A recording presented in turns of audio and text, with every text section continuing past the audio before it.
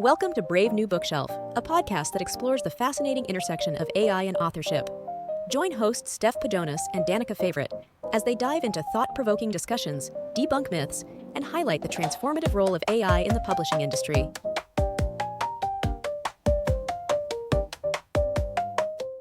Hello, everyone. Welcome back to the Brave New Bookshelf. I'm Steph Pajonas, CTO and COO of the Future Fiction Academy, where we teach authors how to use AI in any part of their business. Isn't it funny? Sometimes I almost forget the names of my children, where I work.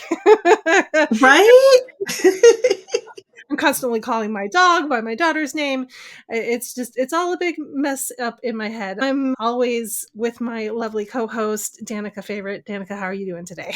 I'm good, thanks. Yes. Well, brain fog is real. COVID brain is real. I think that you are definitely, this is just more reason why you use AI, right?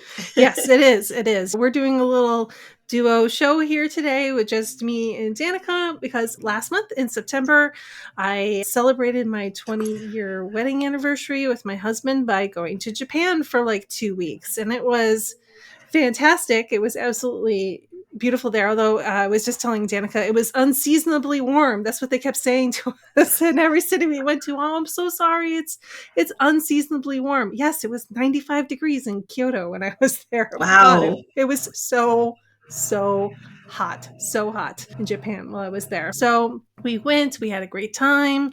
We flew into Tokyo. We took the train to Osaka. We spent some days there, did a little day trip to Kyoto, and then we took the train to Fukuoka, which is a bit south on the next main island. And then from there, we flew back to Tokyo, spent some time there, and then flew home. And on the plane ride home, I heard a gentleman behind me clearing his throat over and over and over and over and over again. And I was thinking, this man is going to make me sick. And that is exactly, unfortunately, what happened. I returned home, and a few days later, I came down with COVID. I didn't realize it was COVID. To begin with, I took the test, came back negative, and then a sinus infection crept in. So I went to urgent care, and they're like, oh, but we're going to test you now for COVID too. I'm like, yeah, sure, fine. Go ahead, do it. Swab me. And then I should have known that I had COVID because while I was waiting in the room, the doctor came in to see me, and she had on like a face shield and a mask, and she had on like it looked like a hazmat suit. She's like, you have COVID. Oh, crap. So I spent a week or so in isolation and socially distancing from my family and getting over the sinus infection, which is probably why I sound a little bit congested.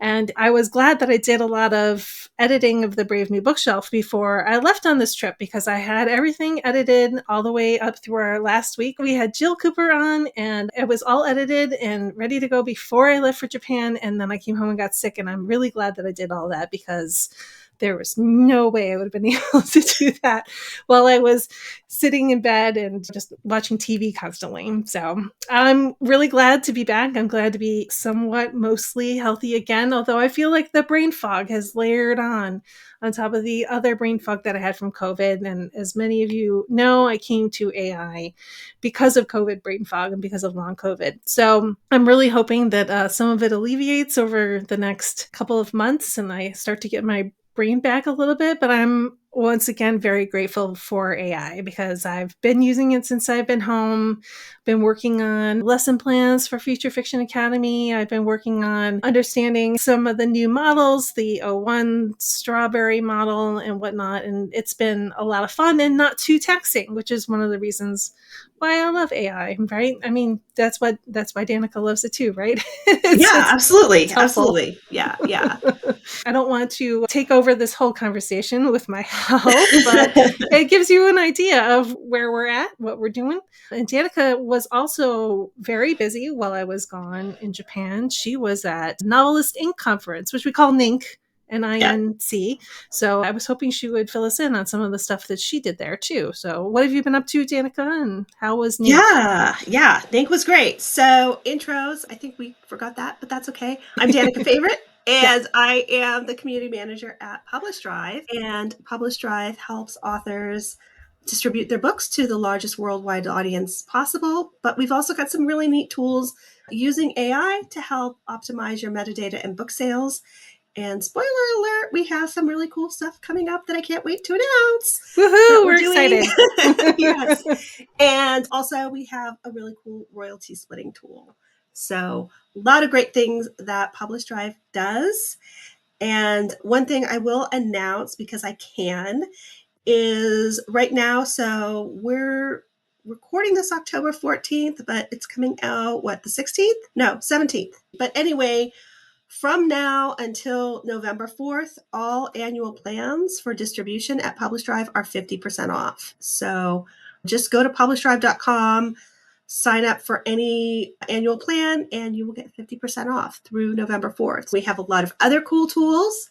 You get to try everything for free. Even if you didn't want to commit to the 50% off plan, all of our tools start for free. Your first one is free.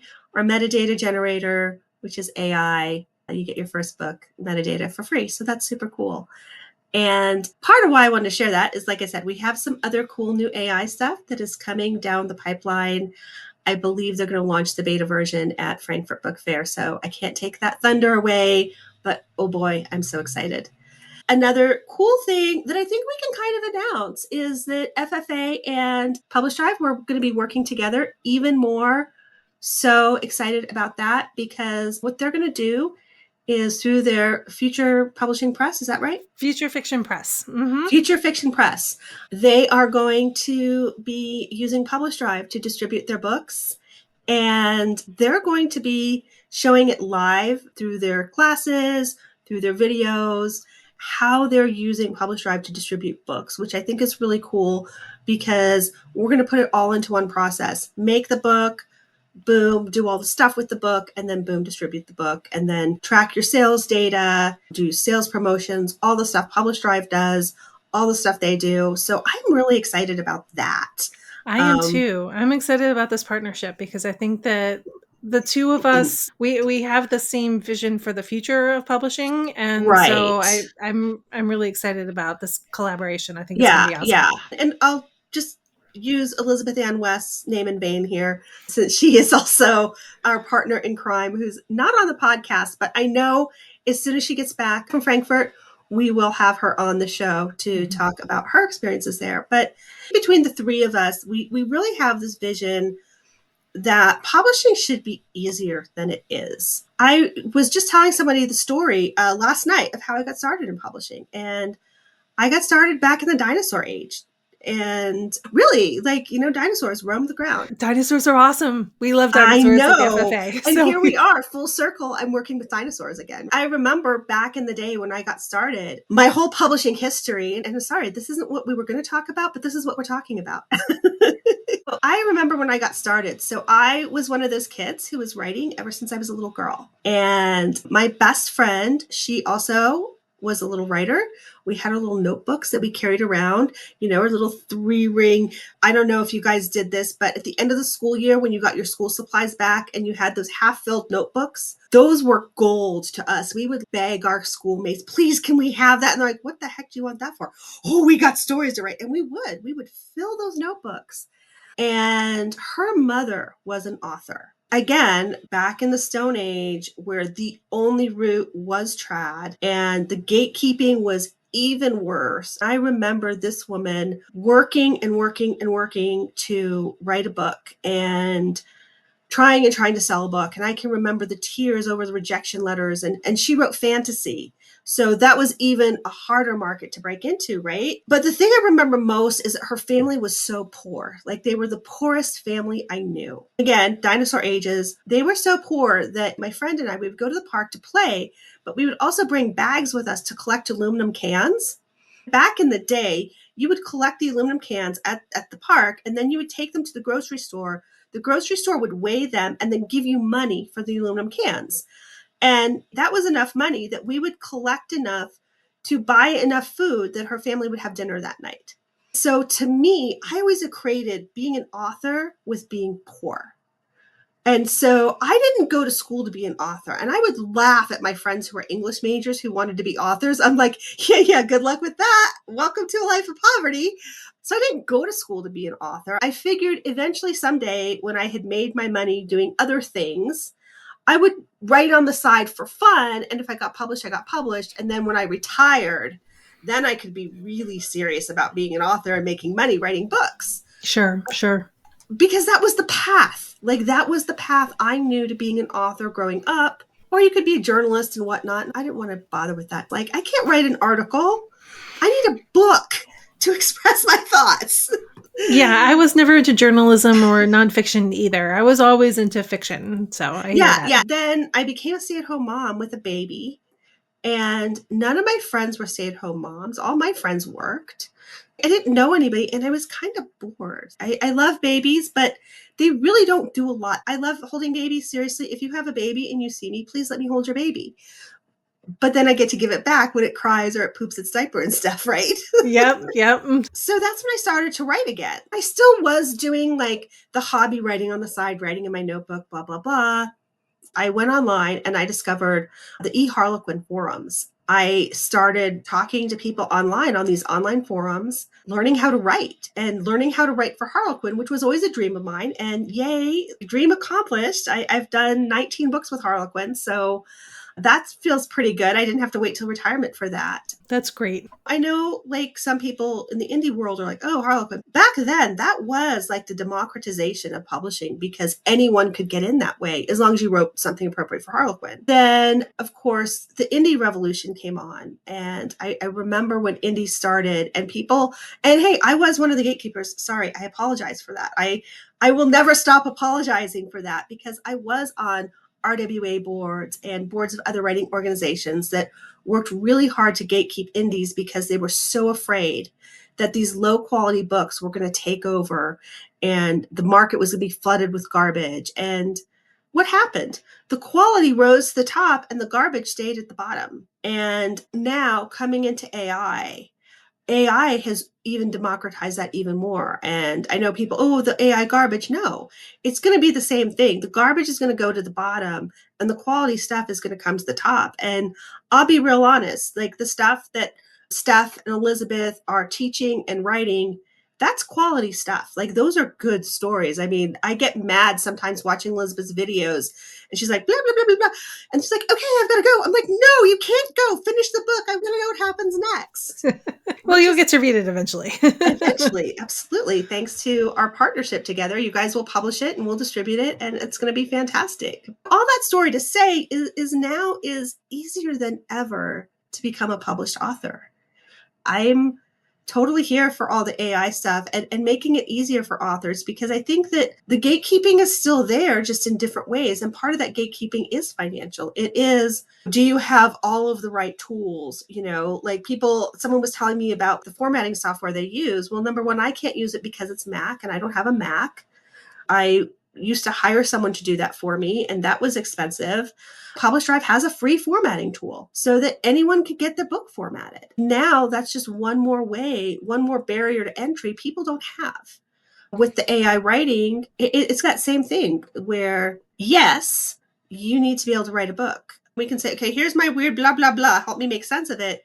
And AI can do that, which is phenomenal because I don't know about you guys, but I have a million ideas in my head. Like this is a very small head and it's full of stuff. And AI helps me get that out. I feel like every move to democratize it and everyone who wants to write a book, everyone who wants to be an author can be an author. In terms of the talent required, you still have to know how to write a book. You still have to know the writing terms and all of that. But I love that it's becoming more and more accessible to everyone. I agree. This is one of the things I love about this new paradigm that we're living in, right? We're knocking down these barriers to entry and we're going to let the actual content shine and do the work. It's one of the things I love about where we're going with all of this. Yeah. Mhm. Absolutely. And I think too, you go back to this idea of, well, is it real writing? Blah, blah, blah. You hear these debates. Steph and I are beyond that debate. We still hear that negativity. We still hear people saying AI, it's bad, or it's all that garbage. I don't even want to deal with that, except to say that if you're one of those people and you are putting people down for using AI, please know that's bullying. I'm just going to keep saying it over and over. I remember what happened with indie publishing, and I remember how poorly those indie authors were treated. And I don't think I ever treated an indie author badly, but I certainly was on a committee that was deciding the gatekeeping. And that's where I really regret that, because everyone deserves that opportunity to tell their story in a way that feels good to them. And if you're going to judge them for that, or be mean to them for that, or post nasty memes about that, I'm seeing a lot more of the nasty memes. Stop it, because it isn't helping. All it's doing is bullying someone and hurting them. That's not okay. It's not okay. In the past couple of weeks, we've seen AI blacklists come about. People are gathering names and their URLs of websites and putting them into Google spreadsheets and spreading that around. And look, I got to caution people, like, don't get involved in this. Don't do this kind of thing, because if you put the wrong person's name in there, you don't know all the specifics about what's going on, this is going to land in some lawsuits. This is going to get people sued. There are people out there that think that they're doing the right thing by pointing out people using AI because they think of it as an ethical issue and it's not something that they agree with. But when in essence, though, this is really none of their business. Whatever tool you may be using to help you write your book, to market your book, to put a cover on that book, to do any of these kinds of things, it's really nobody's business but your own. You are the business owner. You use whatever tools you need to do in order to get your book written and sold to all the people out there that want to read it. We still, as always, caution people to use AI in an ethical manner. So you're going to do that. But like simply making covers and using it to brainstorm or write first drafts or edit your books or whatever, those are all ethical ways to use AI. There's Yeah, I'm absolutely. getting really tired of seeing this negativity going around because it is really only hurting your fellow authors. And these are people in your community who you can be going to for help or support. And you're pushing them away and you're causing great harm to them and their business. So let's move past this. Yeah. And everybody, let's use the tools that you want to use. Don't use things that you don't want to use. And everybody get back to work. Right. Well, and that's the thing. I think we were joking about this in one of our forums where we were talking about how these people on their witch hunts, they're spending time on a witch hunt that they should be spending time writing. Like, Yeah. use that time to write your books, use that time to promote your books. If you have time to worry about what another author is doing that you don't agree with, you have too much time on your hands. Go write. Way too much time on your hands. And the other thing about some of these witch hunts, like, it's really hilarious because I saw this in a group, and I generally don't like reading any of the posts. I don't read the comments. I pretty much hide all this stuff. But I happened to be reading the comments on a post the other day, and they're like, well, if they use AI for this, you can assume they're using AI for that. No, you can't. No, you can't. So Steph has the AI for Authors writing group, and I'm one of the moderators. And please join if you are AI positive. On Facebook, we have AI Writing for Authors group. Mm-hmm. And we have people all the time. I use AI for this, but not this. I like AI for this, but not this. Everyone has their own yes and no to what they're going to use AI for. So you can't assume. Everyone has a different process. And the other thing I'm going to tell you is don't assume the content you see is actually AI. I think in the beginning AI days, it was super easy to tell what was and wasn't AI. Yeah. Now it's getting more and more difficult, and it's hilarious to me to see where people are wrong. Just really keep that in mind, and what you are judging in someone else's writing is completely inappropriate and not your position to do so. I agree. And especially since more and more of this industry is taking on AI pretty much every day, right? Still, none of the major top tier publishers have said that they're not going to use AI. Mm-hmm. And several have already come out that they are. And as more and more of this industry takes on these tools, it's more and more important for authors to understand how they work, how to use them if they want to, what their publisher, if they decide to go traditionally publish and not self-publish, what their publisher is going to be using AI for in their process, all of these things. It's just important to be educated on this topic and understand what's going on. And to segue back into our original topic idea, more of these author organizations are now confronting the use of AI. We've heard from Authors Guild recently about AI, and we've seen it coming up on panels at author conferences. Danica and Elizabeth will be speaking at Author Nation next month. It is next month. Oh my gosh. Yeah, it's coming up so quickly. It's coming up really quickly. And then there was some talk about this also at Novelist Inc., which is where Danica was while I was in Japan last month. So yeah, I think it was interesting because it was really cool to see how many people were also more curious. I did sit in and watch the AI panel. I was not on the panel, but Elizabeth spoke. And what I saw was just the breadth of what people are doing with AI. Yes, some people are using it to write. Other people are saying, no, I'm not going to use it to write. I'm going to use it for marketing. I'm going to use it for this piece or that piece. It's really still a smorgasbord of what works for me, what works in my process, and how do I want to adopt it. One of the things I noticed is just how much misinformation there is. Even one of the panelists was like spouting off about something, and we're all sitting there going, no, that's wrong. And of course, Elizabeth did correct that person, but it's so important to check and double check the information against what's really happening. None of the memes that you're seeing about AI are true. I have yet to see a correct meme about AI. So if you're getting your information from memes, it's wrong. Yeah, you should probably just pass by that one. Yeah, and it's just like the political memes, right? We know they're not true. Stop it. Stop it with the AI memes. When somebody's telling you about AI, consider that source. Have they really studied it? Because most of the people on this anti-AI bandwagon, they literally don't know what they're talking about. I mean, it's so funny. And I won't anymore because I think both Steph and I have seen the futility of it. You can't argue with them and their facts are wrong. So do the fact checking, like really find out. And that's what I found at NINC was there was a lot more people who've said, well, AI is not my thing. Ooh, but maybe I should take a better look. Not so much because I want to use it, but maybe because, there's actually some merit to it, or perhaps my facts are wrong. One of the conversations I had, I won't say with who, but it was a publishing figure. And I was talking to them about AI, and this person pulled out a notebook and just started really taking notes because a lot of the stuff this person was hearing from me was stuff that they hadn't heard before. And they were like, wait, really? This person also was having conversations with Elizabeth. Suddenly the light bulb went on where the person was like, hey, wait, I didn't know that. If you're looking at AI from a standpoint of fear, go start educating yourself. And again, not from the memes, not from all these anti-AI people. When an anti-AI person comes up with a perspective that I haven't heard, I absolutely do the homework. I am going to read about, okay, wait, did that lawsuit say that? Okay, I want to read this lawsuit.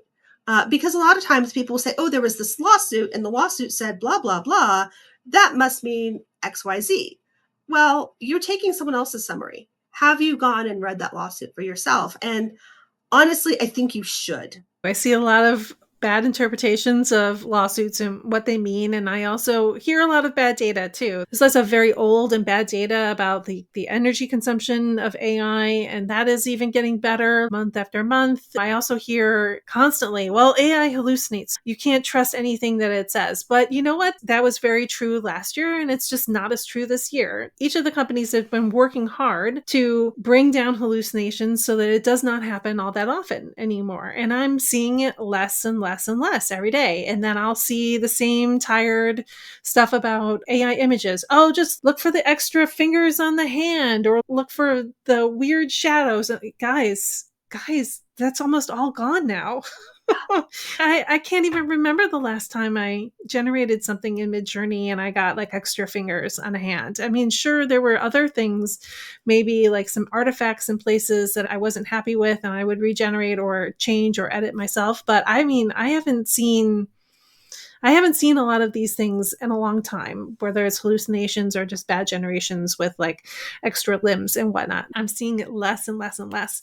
You cannot say that any of these things are going to be around even in 6 months or a year. Everything is working fast and moving so quickly towards the future that all of this stuff is going to be a figment of the past at some point. We need to be constantly educating, constantly looking at the newest data. You cannot rely on things like rumors and hearsay from other people who are not using these tools all the time. We're using these tools all the time, so we're getting the chance to see just how much they're evolving and how good they're getting. Everybody needs to be on top of this information as much as they can, right? Of course, you should be writing your books probably and not necessarily out there doing research on AI all the time like we do. People like me and Danica and Elizabeth and the Future Fiction Academy and all of these people and the people in the AI Writing for Authors group, we're putting that information out there all the time. So you can just like skim it, you can know it, you don't have to be diving deep on any topic unless it's something you're super interested in. So keep these people in your orbit so that you can learn from them, and hopefully we can all get better at this education part of the business because this is super, super important. Yeah, I totally agree. And if you're not interested in AI, if you don't want to use AI for your process, that's okay. And you don't need to spend hours upon hours researching AI, but just don't diss people who are using it. Don't sit there and be down on it and share those memes that are misinformation and things you don't know about because you haven't taken the time to research it. I certainly am not going to sit here and tell quantum physicists how to do their job. Like, I don't know anything about quantum physics. I tried to read a book about it once and I didn't understand beyond the first page. So, no, me neither. Me neither. I consider myself a pretty smart person, and yet I was like, oh, I don't understand any of this. yeah. And like, so I'm not going to go and say to somebody, okay, this is how you do your job. This is really important as writers to not tell writers how to do their jobs. I think that I was really pleased at NINC to see a little more open-mindedness. That's what we have to realize is that just be open-minded and willing to learn. I am absolutely open to a negative perspective on AI that is true and grounded in research and grounded in fact. I want to know those things and I want to know those cautions. Open-mindedness goes all ways, but unfortunately, the negative that I'm hearing, that Steph is hearing, that Elizabeth is hearing, it's all false. Yeah. And just another cool thing, when we were at NINC, Elizabeth was invited to speak at Frankfurt on AI, specifically about fiction writing. It wasn't about how to use it for marketing or how to use it conceivably or whatever. She's specifically talking about fiction writing. And you have to understand the Frankfurt Book Fair is the largest book fair and gathering of publishing industry professionals in the world. And that is so cool. So I don't know if any of our listeners will be at Frankfurt, but please seek Elizabeth out. Please say hello. PublishDrive is also going to be there. We have a booth. So please go say hi to our people and say, hey, we heard you were here from the podcast. I think that would totally blow their mind. That would be great.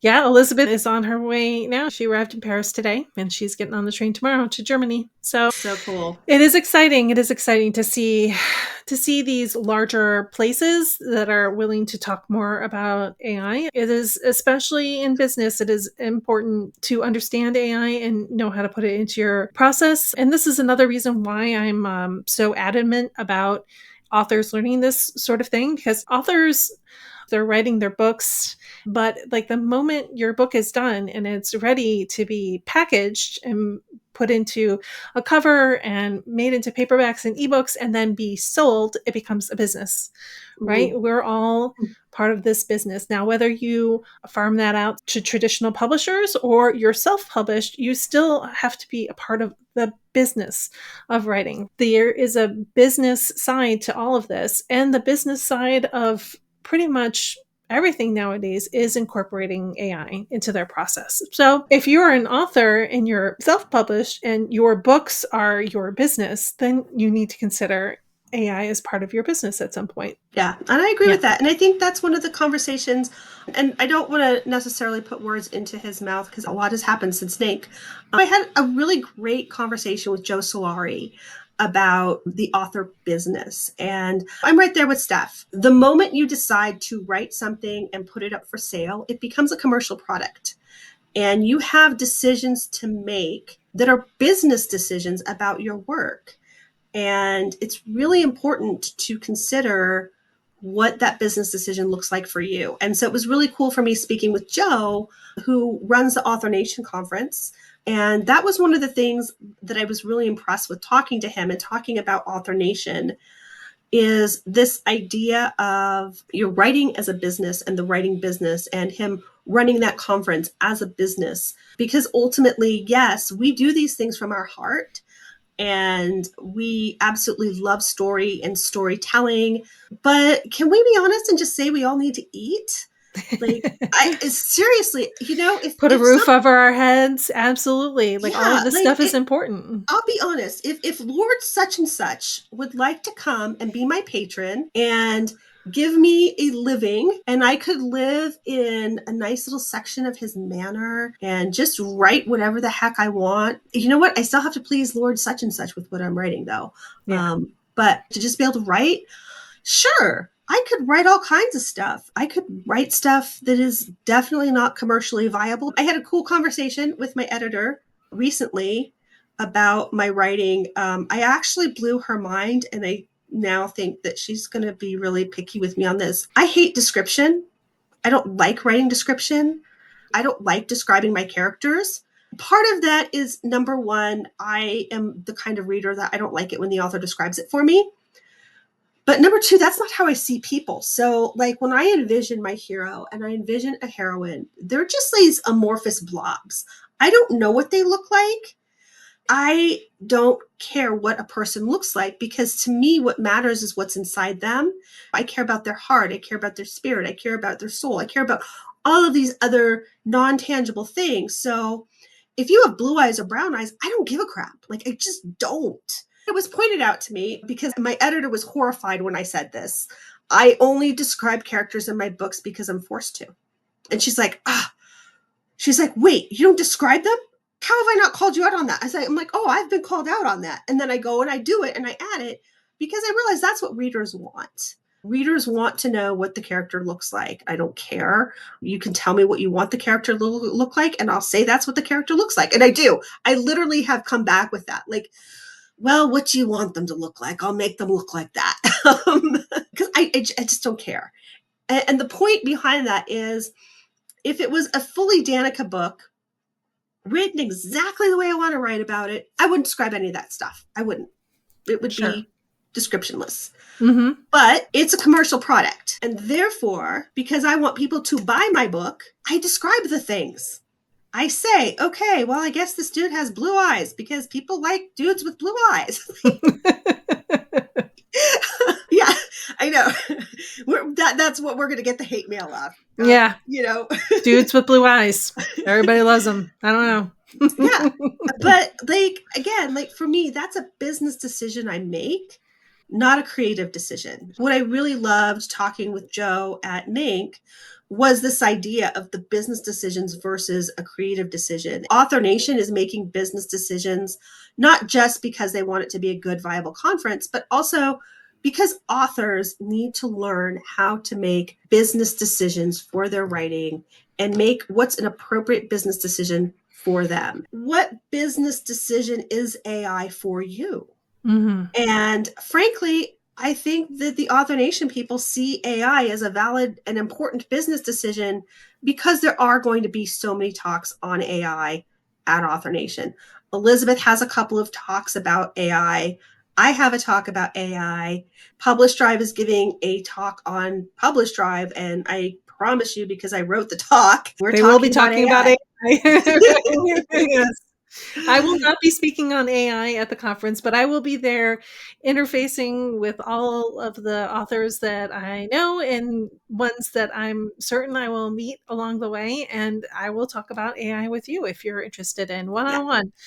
Like, let's all just try to demystify this and make it understandable for you as part of your creative process or your business decisions, whatever they may be. Absolutely. Mhm. Absolutely. And that is something I think both of us have this open invitation. If you see us at Author Nation, if we're in the middle of something, we won't be able to, but please stop us. Please ask us questions, especially if it's something maybe you're afraid to ask publicly. Say, okay, can you tell me privately what this actually means? There is no such thing as a stupid question, in my opinion. And Steph and I are happy to do it. I will also say at NINC, thank you to the people who came up and said hi to me. I did tell Steph this, but like it was so humbling to me, like how many people came up to me that I didn't know, that aren't friends of mine, they aren't friends with Steph. And they were like, hey, I listened to your podcast. It means a lot to us. So please, if you see us, let us know that you listen to the podcast. If you have ideas for future topics, also let us know, because this really is about education. My heart, Steph's heart, it's always been about supporting other authors, educating authors, helping authors. That's so important to us because I wouldn't be where I am at without the support of authors. My journey started with eHarlequin, and it was authors there supporting me, encouraging me, and showing me the ropes. And that was, for me, another beautiful thing about NINC is some of those authors that I know from those early days were there. And it was so cool to get to see them and realize that we're still here. And so many of the authors I started out with way back when, they aren't here anymore. They aren't writing. Same. And like, and here's the thing, I mean this very sincerely from the bottom of my heart, is I want to see all of you 20 years from now. I want us 20 years from now, at whatever conference, whatever that looks like, to be able to hug each other and say, oh my God, we did it. Like, we're still here. And to be able to celebrate those successes and to say, yes, and to have been part of that journey, because that is why I do this. That's why I'm here. I know that's why Steph is here. And I think that's really where we want to wrap it up. Come see us at Author Nation. We want to celebrate you. We want to celebrate your successes. We want to answer your questions. And of course, always feel free to reach out to us through our website at bravenewbookshelf.com. We're also on Facebook. So visit us on Facebook and all the places. Yeah. Come see us at Author Nation. We're excited to meet you and find out what you've been up to and celebrate your successes. I know Danica's excited about that too. So that's pretty much all we wanted to talk about this week. We'll have more guests coming up soon. They're all over our calendar, and we're going to be recording a lot in the next few days. But we wanted to get this little solo duo show in before we continue on with those. So yeah. So you have anything else you want to say, Danica, before we go? No? Like I said, I just want to remind you that we've got the cool sale at PublishDrive, 50% off through November 4th for our distribution plans on an annual plan. And the other stuff you can still try for free. So still a really great deal. We're all here to help authors. That's everyone's goal.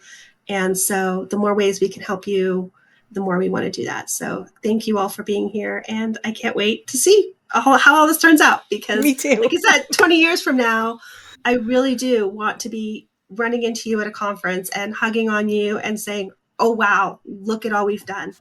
I can't wait as well. If you want to check out our new writing tool from the Future Fiction Academy, you can go to futurefictionacademy.com/raptor. Yes, just like the raptor dinosaurs, lots of dinosaurs. And come check out our new tool that we have there for writing with AI. So thank you guys all for tuning in. Once again, the show notes and the full transcript will be on the website at bravenewbookshelf.com. So come check us out, and we'll see you in the next episode. Okay? Bye, everybody. Bye. Thanks for joining us on the Brave New Bookshelf. Be sure to like and subscribe to us on YouTube and your favorite podcast app. You can also visit us at bravenewbookshelf.com, sign up for our newsletter, and get all the show notes.